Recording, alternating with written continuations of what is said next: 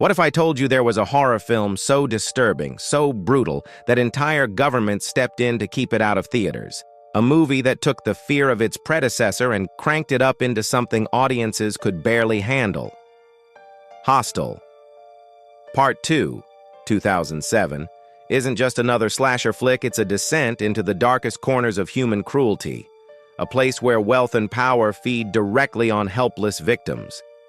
When it was released, it was immediately attacked as obscene, sadistic, and even dangerous. In some countries, it wasn't just censored, it was outright banned.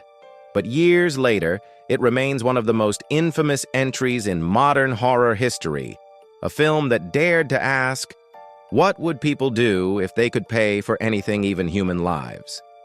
The film stars Lauren German as Beth, a strong-willed college student who becomes the central figure of survival.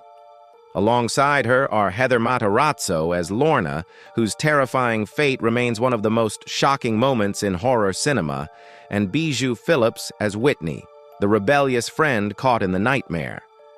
On the other side of the blood-soaked curtain, we meet the paying clients, Roger Bart as Stuart and Richard Burgi as Todd, two businessmen who purchase the privilege of torture. Their dynamic slowly unravels, exposing just how twisted and fragile power can be. Guiding all of this madness is director Eli Roth, the same filmmaker who created the first Hostel. With Part 2, Roth didn't just repeat the formula, he doubled down, pushing gore and psychological torment to levels mainstream horror had never dared to go before. Following his escape from the elite hunting club, Paxton suffers from PTSD and lives in seclusion with his girlfriend, Stephanie. After an argument where Stephanie denounces Paxton's paranoia as exaggerated and insufferable, she wakes to find his headless corpse in their kitchen. Soon after, an unmarked box containing Paxton's severed head is delivered to the elite hunting club's boss, Sasha Rasimov. In Rome, 3 American art students, Beth, Whitney, and Lorna, are convinced by Axel, a nude model they are sketching, to join her on a luxurious spa vacation in Slovakia. The 4 check into a hostel where the desk clerk surreptitiously uploads their passport photos to an auction website run by the elite hunting club. American businessman Todd and his best friend Stuart win the bids on Whitney and Beth, and excitedly travel to Slovakia. Later that night, at the village's harvest festival, Lorna is invited by Roman, a Slovak local, to join him on a boat ride. After being taken to a secluded area downstream, Lorna is kidnapped and awakens to find herself having been stripped naked, bound, gagged, and hanging upside down. Another woman enters the room, disrobes, and lies naked beneath Lorna before using a long scythe to repeatedly slash Lorna's back, torso, and eventually her throat, all while reveling in her dripping blood. Meanwhile, Beth, Whitney, Axel, and a local man, Miroslav, head to a spa to relax. Beth falls asleep and wakes up alone and without her belongings. While looking for her friends, she is pursued by several men and flees the spa. In the woods, she is ambushed by a gang of violent street children, but is saved by Sasha and Axel. After both ladies leave, Sasha kills one of the boys as punishment. Meanwhile, Stuart, who has now made up his mind, prepares to torture and kill Beth, speaking to her as if she is his wife. Beth is able to seduce him into untying her from the chair. Stuart tells her to get on the floor and attempts to rape her, but she fights him off and chains him to the chair. Sasha and the guards arrive at her cell, where Beth offers to buy her freedom with part of her inheritance.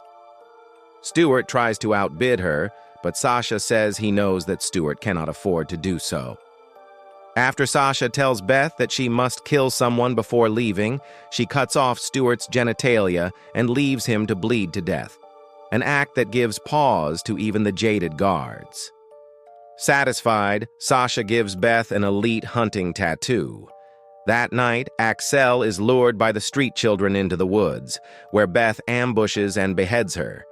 The children start playing football with Axel's severed head. If the first Hostel shocked audiences, Part 2 horrified them. Released in 2007, the film was immediately targeted by censors around the world. The violence wasn't just graphic, it was unrelenting. One scene, involving a character being suspended upside down and tortured in a ritualistic fashion, became one of the most infamous images in horror. Italy, New Zealand, Germany, and Iceland either banned the film outright or demanded massive cuts. Critics accused the movie of pornography of violence, and some even claimed it would inspire real-life cruelty. In New Zealand, possession of the uncut version was made illegal, placing it in the same category as actual criminal material. Even in the United States, the film faced backlash. The MPAA slapped it with an NC-17 rating at first, forcing Roth to cut scenes just to get an R. For many, Hostel Part 2 wasn't just horror, it was exploitation pushed to the edge. And yet, despite the outrage, Hostel Part 2 left a mark.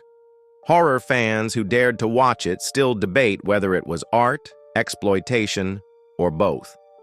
Over time, the film gained cult status for its unapologetic brutality and its critique of wealth and privilege. Unlike the first Hostel, which mostly followed young men as victims, the sequel flipped the perspective to women, making the violence hit in a different and often more disturbing way. Directors and scholars have since pointed out how the film works as a twisted satire of consumerism. It shows a world where even murder can be bought and sold like a luxury vacation package. It may have been banned for its gore, but beneath the blood, there was a sharp commentary about capitalism and dehumanization. Hostel. Part 2 is now remembered as one of the defining films of the torture porn era, alongside Saw and Martyrs. It pushed mainstream horror to new extremes and sparked international debates about censorship, morality, and freedom of expression. While critics despised it at release, younger horror fans have since embraced it as a daring, if deeply disturbing piece of cinema history. Its impact can still be felt today in the ongoing conversation about what horror should be allowed to show and whether extreme violence in film desensitizes audiences or serves as a mirror to society's darkest desires. So here's the paradox of Hostel. Part 2. A movie condemned, censored, and banned in multiple countries, yet one that continues to be watched, analyzed, and debated nearly 2 decades later. Was it too far, or was it exactly the kind of shocking horror that forces us to confront uncomfortable truths? One thing is certain, Eli Roth's nightmare vision left scars on cinema that will never fully heal.